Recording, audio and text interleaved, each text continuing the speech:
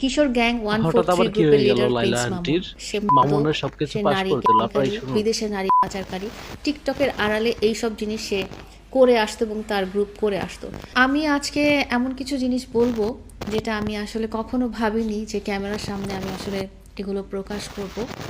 আপনাদেরকে আমি বলতে চাই যে আপনাদের কাছে মামুন হঠাৎ করে ইমোশনাল কথাবার্তা দিয়ে খুব হিরো হয়ে গেল। একটা টাইমে আপনারাই ওকে নিয়ে অনেক ট্রল করতেন এবং তার আসল রূপগুলো ধরে তোলার চেষ্টা করেছেন।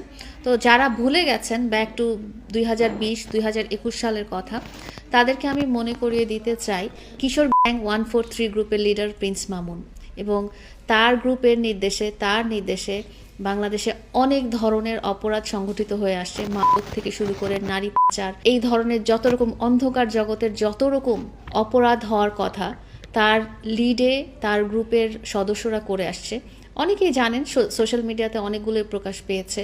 এর মধ্যে খন্দকার বাড়ির মধ্যে দুই কিশোর গ্যাংয়ের মধ্যে মারামারি, দিয়াবাড়িতে দুই কিশোর গ্যাংয়ের মধ্যে মারামারি, রংপুরে মারামারির ঘটনা এবং ফাইনালি 2021 সালে প্রিন্স মামুনকে যখন র্যাব জিজ্ঞাসাবাদে করার জন্য তার বাসায় এসে তাকে নিয়ে যায় এবং ডিবিতে যে সে মুচলেখা দিয়ে আসে, সে বারবার অপরাধ করে, তার গ্রুপ বারবার অপরাধ করে, তার সংগঠন কিশোর সংগঠন যেটা বলে, কিশোর গ্যাং যেটা বলে, প্রিন্স মামুনের কিশোর গ্যাং কিন্তু অনেক শক্তিশালী। এটা হয়তো আপনারা অনেকেই জানেন না, আমিও প্রথম জানতাম না।